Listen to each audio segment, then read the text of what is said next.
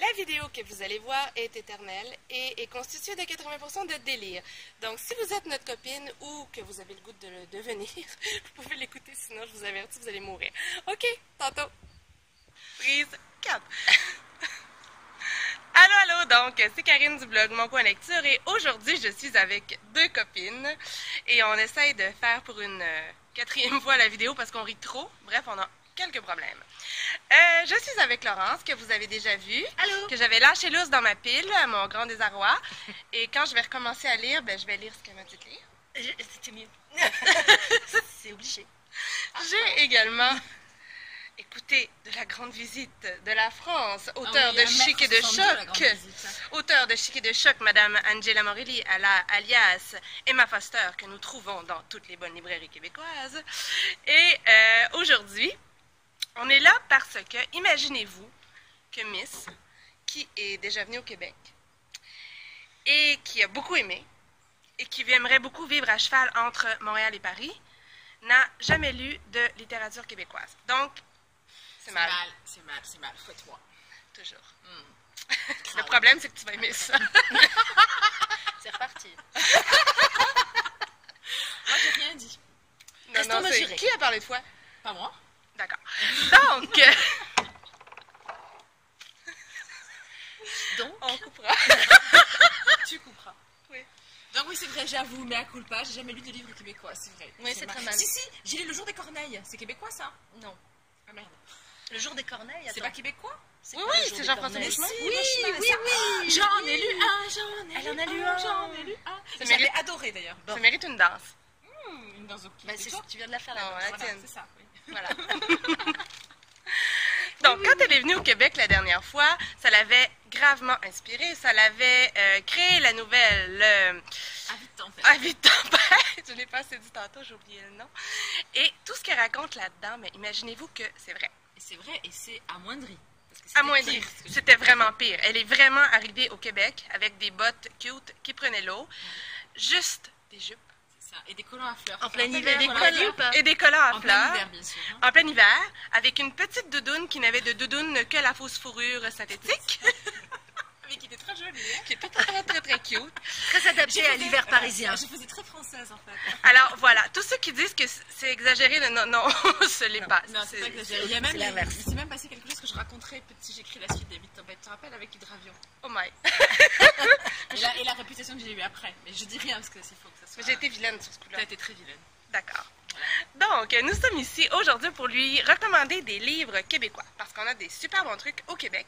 Et moi et Laurence, pour la 4e année, on va faire Québec en un certain mois. Avant, c'était septembre, là, ça va être novembre pour tout plein de raisons que j'ai tout expliqué dans une autre vidéo puis que je ne réexpliquerai pas maintenant. Donc, on a plein d'idées. Elle n'aura pas le choix. Si elle ne lit pas, on l'attache. Ah oui. Et on la fouette. Ah oui. Avec des cordes si douces qui glissent sur la peau. Oh là là. Donc, Laurence, je te laisse.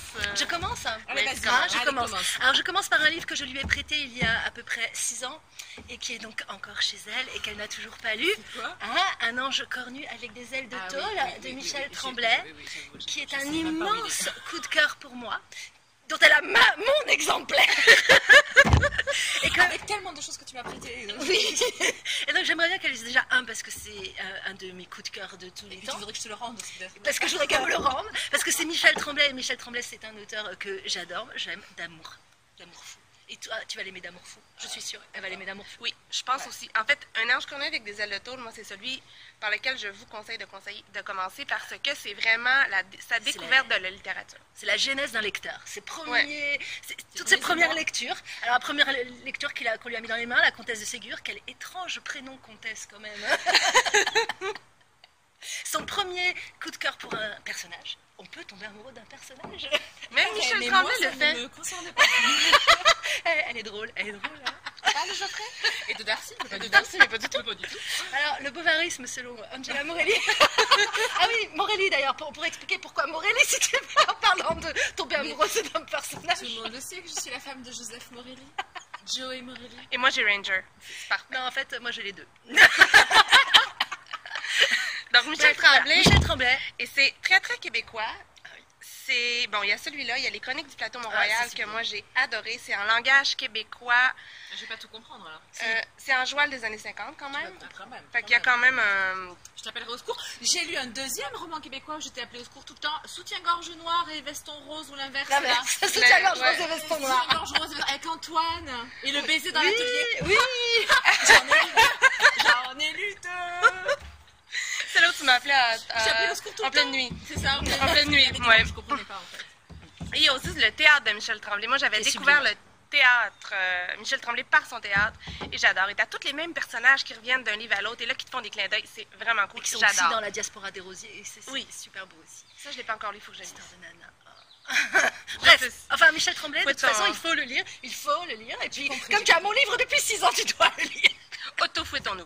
Bref, à toi. On va y aller pour un autre. Alors, moi, je vais te proposer Hélénou de Michel Jean. Alors, je sais que tu as une passion pour les Premières Nations, Première Culture, c'était facile. Et Michel Jean est passion pour les pionniers. Oui, ben ça, c'est pas tout à fait ça. Non. Michel Jean a des ancêtres amérindiens, des ancêtres d'une grand-maman d'ailleurs. Et dans ce roman-là, c'est l'histoire de sa grand-maman. Et elle et nous, c'est vraiment la différence de culture entre sa génération, la génération de sa grand-mère. Et qu'est-ce qui est arrivé à ce peuple-là? Ça se passe au Lac-Saint-Jean. De voir un peu... moi, j'ai trouvé ça magnifique. Magnifique. Et ça te fait vraiment comprendre qu'est-ce qui est arrivé au peuple amérindien d'ici. Il n'y a pas si longtemps, il est arrivé des horreurs, mais l'horreur, c'est dans son... La vraie horreur, c'est dans son autre roman. Le deuxième vent parle encore. Le vent parle encore. Mais allez-nous, c'est magnifique. Moi, je le redis à chaque chaque fois. Magnifique. J'arrive même pas à écrire un billet tellement ça me touche au cœur. C'est sublime. Bon, donc il faut le lire. Il est tout petit en plus, tu vas même pas le sentir passer. Si tu as le temps de le lire chez moi pendant que je travaille. Je le sens passer. Ça va venir après ça. Et c'est elle qui nous fait recommencer depuis tantôt parce qu'elle dit qu'elle dit des conneries. Non, je ne dis pas de conneries. Mais non, mais tu avais donné mon vrai nom, alors là ça devient plus compliqué. Bref, il faut lire Elle et nous, voilà, de Michel Jean. Alors après, je vais te parler de La Petite et le Vieux.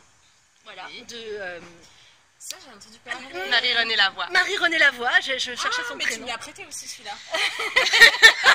Il est chez moi. C'est très intéressé comme choix, je sais pas si t'as remarqué. C'est ça. Non, je me rappelais pas que je te l'avais prêté, sérieusement. Ah bon? Il me semble. Parce que je l'ai à la maison, alors... Ah non, je te l'ai donné. Toi, tu me l'as offert. Oui, je l'ai offert. Parce que moi, je l'ai encore chez moi, donc ça m'étonnait aussi. Je suis en train de me faire bouffer par les mots. Moi, je transpire, ça n'a pas de bon sens, comme tu dis.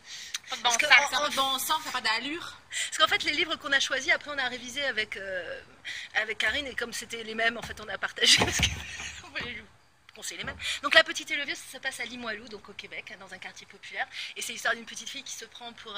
Lady Oscar. Lady Oscar. Et qui noue une amitié, une vraie amitié avec un vieux monsieur qui habite à côté de chez elle, et tu vas adorer ça. D'accord, ma chute, d'accord. On est d'accord toutes les deux, tu vas adorer ça, et c'est tout. Et tu nous appelleras au secours s'il y a des mots que tu comprends pas, d'accord? Oui, en pleine nuit. Voilà. Et pour moi, Lady Oscar, elle me rappelle la princesse Saphir. C'est plus ou moins le même personnage. Je sais pas, tu connaissais Princesse Saphir ou Lady Oscar? Lady Oscar. Eh oui, tu es jeune. Vous êtes jeune, vous êtes jeune. Oui, et bien pour les vieilles, c'est Princesse Saphir. Fais pas trop fort sur la table parce que... Oh, pardon, excusez-moi. La caméra s'en va joyeusement en l'air. Ok. Elle, au moins. Je ferai pas de commentaires là-dessus. Donc, un autre roman que je vais te proposer, qui est un auteur québécois très connu en Europe d'ailleurs et très facile à trouver, ce qui est cool, et c'est Jacques Poulain. Okay. Et moi, je vais te proposer la traduction d'une histoire d'amour. Je sais pas pourquoi. Je sais pas non plus. Donc, c'est l'histoire d'un auteur et de sa traductrice. Ça se passe à Québec, mais tous les livres de Jacques Poulain sont très, très, très ancrés dans le Québec, dans le Vieux-Québec. Et il y a d'ailleurs, et là c'est dommage qu'on ne retrouve pas la fin de semaine quand on va être à Québec, parce qu'il y a des marches, il y a Marie-Ève Sévigny, et moi c'est mon activité préférée à Québec, qui fait les promenades des écrivains, et il y en a une sur Jacques Poulain, et elle nous montre tous les lieux des romans avec des extraits, c'est magnifique. Allez-y, qu'est-ce que vous attendez? Mais on ne pourra pas parce que c'est là. Donc voilà, Jacques Poulain, la traduction d'une histoire d'amour, mais tu peux en lire plus souvent. Ah oui, il a tourné d'automne, enfin il a écrit que des choses super.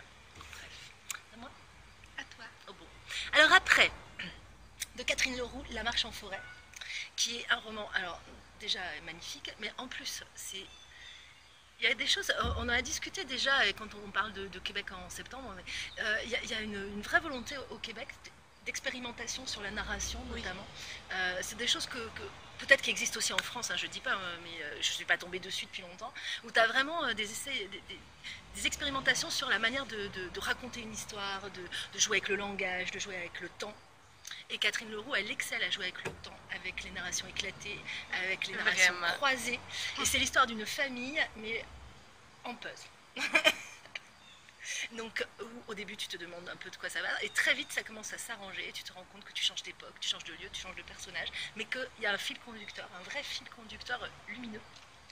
Oui, vraiment. C'est un roman sublime, magnifique. Et l'image, hein, mais je ne veux pas te dire parce que je vais te laisser découvrir, mais l'image de la famille, c'est comme c'est bon. Il faut que tu lises ça aussi. Tu vas adorer. Oui, ma chérie. Le problème, c'est qu'on est sûr que tu vas tout adorer. Il faut juste que tu te décides à le lire. Mais c'est pas ça, c'est que je manque cruellement de temps depuis quelques temps. Oui, je sais. Vous savez, les filles. C'est pas une question de mauvaise volonté. Mais bon, voilà, donc celui-là, il faut le lire. 5e prise. On recommence parce que mon appareil photo, avec quoi je filme, a décidé qu'on était trop plate puis il s'éteint tout seul, en fait. Donc, mais non, c'est parce qu'il a été ému de 20 ans de glamouritude, en fait. de luisantitude et de luisantitude, c'est ça, de sentir de chatoyance, de luminescence. Oh oui. Ouais, voilà. Donc, c'est rendu mon tour. Et je vais te parler d'un autre roman qui est quelque chose que tu n'as pas lu, et c'est Le Mal. Mais le mal? Le Mal. Mal. Le mal. Le Mal. Non. Ah, il n'y a pas Tu de n'as mal. pas lu Von Arbour. Ah ouais, je sais. Pourtant, il est chez moi. Et pourquoi Genre, mais je crois que je l'ai acheté avec toi à Toulouse sur Ombre Blanche, tu sais. c'est possible. En tout Je cas, pense, ouais, je suis même sûre, en fait. Ouais. Donc, il faut que tu lises Les Chroniques du Pays des Mers. Oui. C'est un roman qui m'a réconcilié avec la science-fiction. Parce que c'est la science-fiction. Et Von Arbour a une façon très différente, je trouve, de traiter de plusieurs thèmes. Les Chroniques du Pays des Mers, c'est un roman où les femmes ont presque pris toute la place. Il n'y a presque plus d'hommes.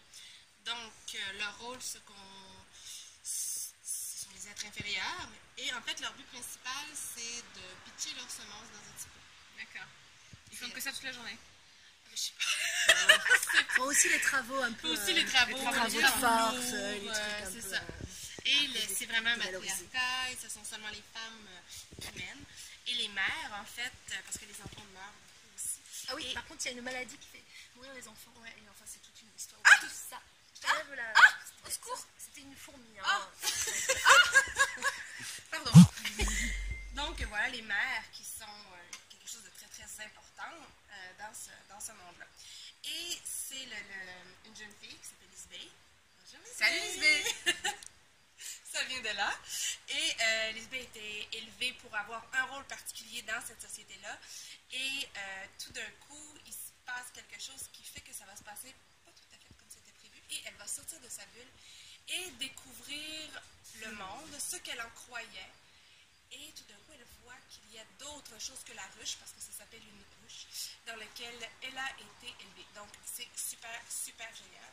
Et une fois que vous l'avez lu, ben, il faut lire Le Silence de la Cité, qui va vous expliquer tout ce que vous n'aviez pas compris.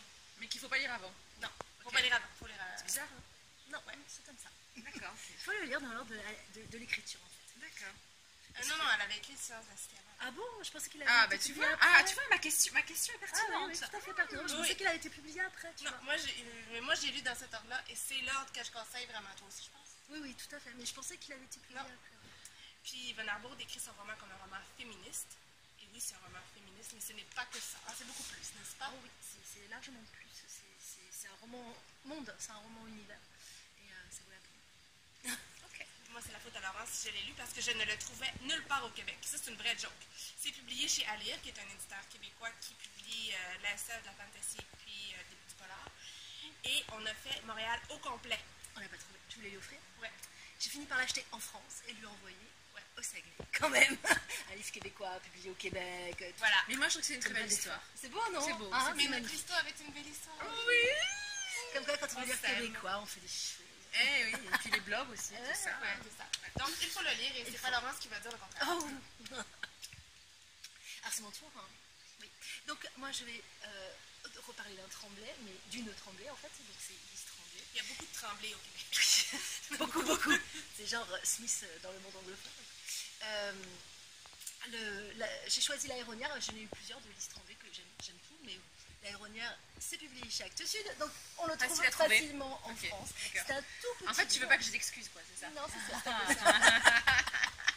C'est un tout petit livre que tu ne sentiras pas passer, donc tout ça. Ça recommence, mais j'aime bien quand je Tu sens ne sentiras pas passer, mais ce sera un grand coup. Ouais, voilà.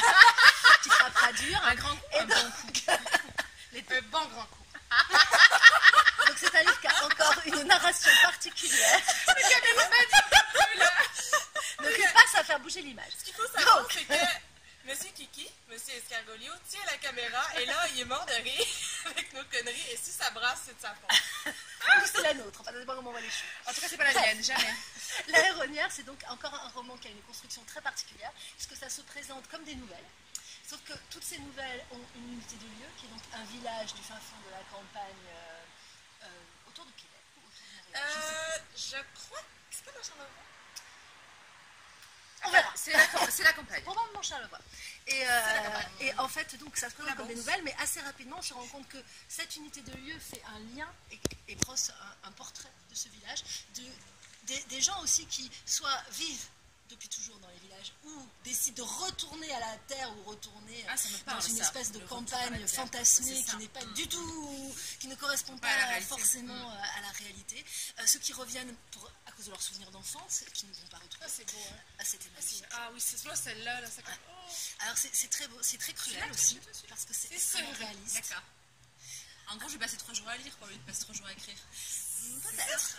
Mais ça va nourrir ton écriture, tu vois. Ah, ça c'est sûr, mais ça c'est évident. Et en tout cas, même moi qui ne suis pas, qui n'aime pas beaucoup les nouvelles en général, dans ce cas-là, quand ces nouvelles, elles ont une raison d'être, que c'est pas des trucs qui tombent comme ça, mais qu'il y a vraiment, finalement, c'est une construction. Et c'est absolument génial. Ce qui m'a fait connaître Lise Tremblay, et vraiment j'aime beaucoup cet auteur. Elle écrit bien en plus. Enfin bref, c'est bien. Ok, bien. Tu vas lire. Moi, en fait, c'est ce roman-là qui m'a donné le goût de lire des nouvelles. Parce que j'avais essayé, puis tout le temps, j'avais l'impression de décousu, j'avais quelque chose qui me gossait. Tout ça. Mais ça m'a donné le goût d'en lire. Et depuis ce temps-là, j'aime lire des nouvelles. Et celui-là, il est publié en France. La sorte de Judith, elle n'est pas publiée. Mais il y en a un nouveau qui sort en septembre chez Boréal. Je et boude moi, parce je qu'il vais sort l'avoir. après mon départ. Parce que c'est sûr que je vais le lire. Je suis triste, je suis triste. Je comprends ma bichette, je comprends. En plus, là, je vais mettre plein de photos sur Instagram. Juste pour t'emmerder. Mais tu es cruelle avec moi, en fait. Ouais, c'est comment elle est, hein. Elle veut nous fouetter tout le temps, là. Elle est cruelle avec nous. Enfin, il faut lire l'Aéronnière quand même de Lise Tremblay.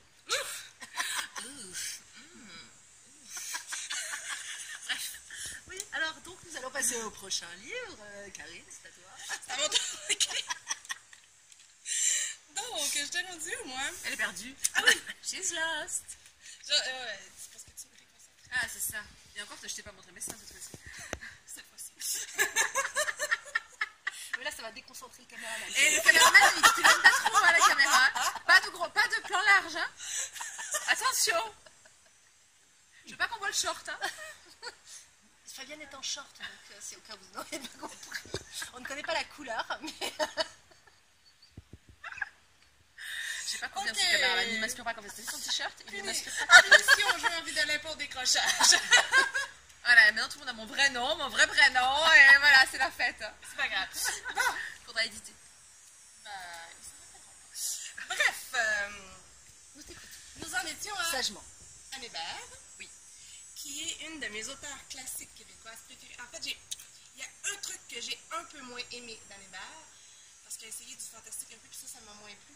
Mais tout le reste, j'ai été amoureuse de tout ce qu'elle a écrit, et en particulier de mon premier coup de cœur Anne Hébert, qui est Les Fous de Bassin. Ah, ben je l'ai celui-là.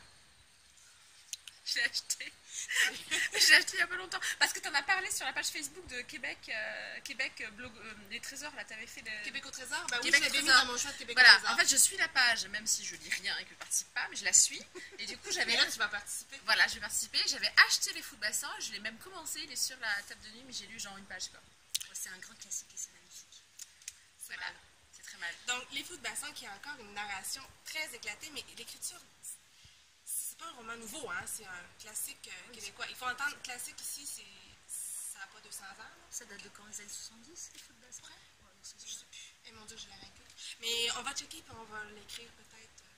Oui, toi, tu vas l'écrire, parce que moi, je sais pas comment on fait. Donc. aussi, au-dessus de nos têtes, quand est-ce que ça avait été écrit. Les fous de bassin, ça se passe dans un village, je crois que c'est dans le bout de la Gaspésie, par là, sur ma carte mentale, c'est par là. Mais ça se passe à Griffin Creek, où le vent qui souffle qui rend fou. Oui. Où il y a plein de fous de bassin. Ça sent la mer. Ça sent la mer. Et on s'y croirait. Sincèrement, elle a réussi à décrire cette atmosphère en silo qui se passe dans ce petit village où il s'est passé quelque chose il y a plusieurs années. Et on a des points de vue de différents personnages qui nous expliquent leur vision de ce souvenir-là ou de ce qu'ils vivent, parce qu'il y a un fantôme à un moment donné qui raconte l'histoire. Et c'est magnifique. L'écriture est magnifique. On se croirait dans ce monde-là, et tu as l'impression de l'entendre, ce vent-là. Tu entends la mer qui frappe et les oiseaux, et qui t'empêchent de te centrer sur toi-même, et qui... Ah, ça, c'est incroyable. Il faut lire ça, c'est d'une magnificence extrême. Magnificence extrême. En tout cas, je suis d'accord, c'était sublime comme roman, une écriture de Nicolas. Ah, c'est son écriture. C'est magnifique. Ah, je l'aime. Oui, c'est pareil. Bon, bah, j'ai le goût, c'est ça? J'ai le goût de la lire maintenant. C'est ça. Ah, je fais des progrès. En québécois. Ok, donc moi je Ça n'a pas passe. de bon sens. Ça n'a pas de bon sens, ça n'a pas d'allure. C'est ça? Tu t'entraînes? Ça a Je pas m'entraîne, d'allure. ça n'a pas d'allure. Comme ça, tu pourras lire tout ce qu'on t'a proposé Sans vous appeler la nuit, appeler en au pleine fur nuit. et à mesure. Je Mais vais qu'est-ce que fermer ça la veut DSM dire? un peu, là, tu vas Ah m'appeler la nuit. non, là, Ah c'est oui, tu toi, m'en as là. parlé, ça, de la Faut que vous définition. soyez Ouais, c'est ensemble. ça. Sinon, ça va pas passer. On recommence parce qu'imaginez-vous que nous sommes trop potes. Tant de sexitude après ce sujet de la caméra. Nous étions donc, et pendant ce temps-là, Fabienne a avalé une niche. Oui, Comme la parce grenouille. que, comme la grenouille à grande bouche. Pardon. On y va donc, Laurence qui nous Donc, présente son dernier titre. Mon cinquième choix pour ma twinette adorée, ici présente, Angela. C'est un livre qu'elle a dans sa pile, je le sais. Je le sais car je l'y ai mis. Encore un. Que j'ai offert Mais tu au gères salon des du choses, livre. ma fille. Oh, mais enfin, que vas-tu imaginer par là? Donc il s'agit de Hongrie Hollywood Mais je sens bien Express, passer, en fait. dont nous avons rencontré l'auteur au salon Ah, du livre. Éric Chouchou. Éric Chouchou Plamondon, qui vit à Bordeaux. Bonjour Éric. Bonjour Eric. Et qui a donc écrit la biographie, une sorte de biographie de Johnny Weissmuller. Un homme éclatée. Voilà, une Éclatante. biographie totalement éclatée par petits morceaux de puzzle, dans le temps, dans l'espace, etc. Et qui raconte la vie d'un homme dont la vie est un roman, enfin, mais c'est pas un roman plausible. C'est-à-dire, si quelqu'un mettait ça dans un roman et que c'était pas vrai, on dirait mais n'importe quoi, mais c'est pas possible. Mais non, t'en fais trop. Et donc non, c'est la vie de Johnny Weissmuller, né dans l'Empire austro-hongrois, devenu Tarzan, nageur, médaillé olympique, et qui a fini videur dans une boîte à Las Vegas. Enfin, une vie quand même particulière. Grandeur et déchéance, ouais. Voilà, Il a pris une méchante débarque, comme on dirait par ici. tout à fait. Et Mais comme c'est Tarzan, homme à moitié habillé sur du plat. Oh, bah dis donc, qu'est-ce que tu... J'en perds mes mots, serais-je superficielle? ce qui va lui plaire, c'est que c'est une narration vraiment originale. Ah, merci, Un tu vois, style Laurence, magnifique. elle parle de choses un petit peu plus intello, etc. Et pas d'hommes à poil. Je ne lis pas que des choses avec des hommes à poil. Fabienne. Je lis surtout des choses avec des hommes à poil, ok. Mais seulement Angela, c'est Oui. toi qui m'as introduite à la culture T'es avec un grand introduite. Introduite, Mon oh, Dieu. oui. Alors, en parlant de menu, donc il s'agit de Tarzan. Alors c'est un très beau livre, vraiment je l'ai lu, je m'attendais à rien et quand je l'ai lu, j'ai été complètement Je fascinée. t'avais dit. Oui, tu l'avais dit et tu avais raison comme d'habitude. Excusez-moi les filles. Il a écrit, il y a 3 romans, hein, donc celui-là c'est le premier, je te l'ai offert, donc si ça te plaît. Après il y a Mayonnaise, qui est l'histoire de Brotigan, donc Moi, il faut a que je lise celui-là. inspiré.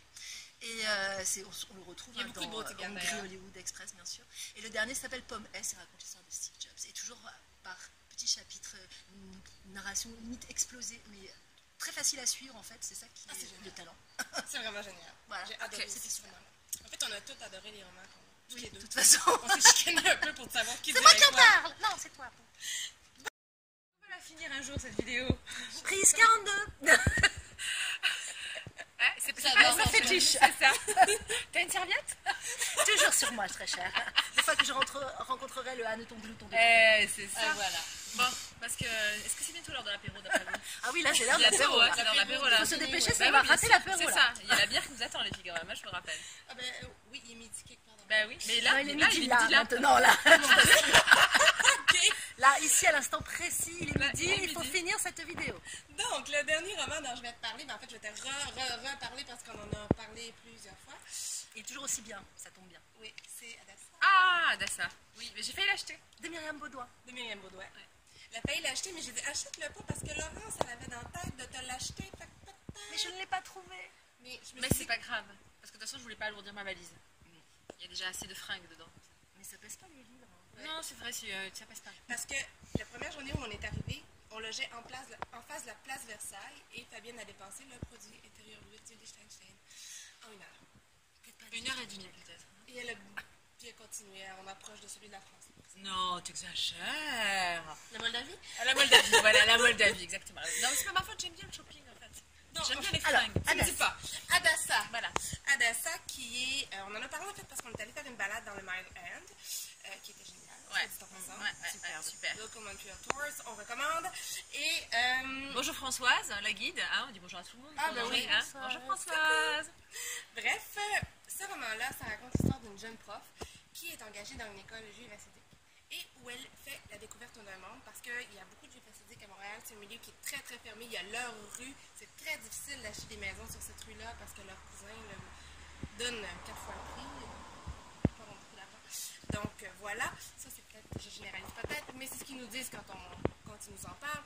Et dans cette école-là, elle découvre quelque chose et elle le découvre avec des yeux vierges et des yeux très ouverts.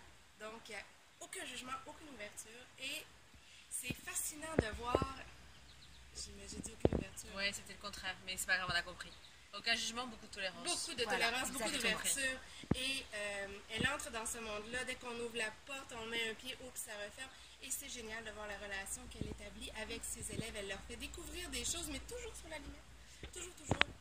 Et Adassa, qui est une de ses élèves, à laquelle elle s'attache tout particulièrement. Et bref, j'ai adoré, c'est génial. Cette relation-là, cette découverte-là, moi, c'est la partie qui m'a le plus touchée dans le roman. Et tu vois que quand elle arrive, écoutez, ils lui disent qu'elle ne peut pas parler, devenir une histoire qui date depuis 2000 ans. Et ouais, au cas où qu'on parle pas d'évolution, on va dire. C'est ça, exactement. Pas d'évolution. Mais à la fois, elle est fascinée, cette prof, elle est à la fois ébahie par ce qui se passe autour d'elle, cette espèce de bulle très fermée, etc. Et en même temps fascinée par cette impression d'univers protégé, très protecteur, qui fait que les enfants sont protégés par tout le monde. En fait, c'est comme s'ils étaient au centre de quelque chose et que rien ne pouvait leur arriver. Effectivement, en même temps, ils n'ont pas le droit de sortir. Alors forcément, bon. Mais quand même, il y a cet aspect où elle est à la fois fascinée, à la fois troublée, étonnée, voilà. Et puis derrière, il y a l'histoire donc d'une adulte,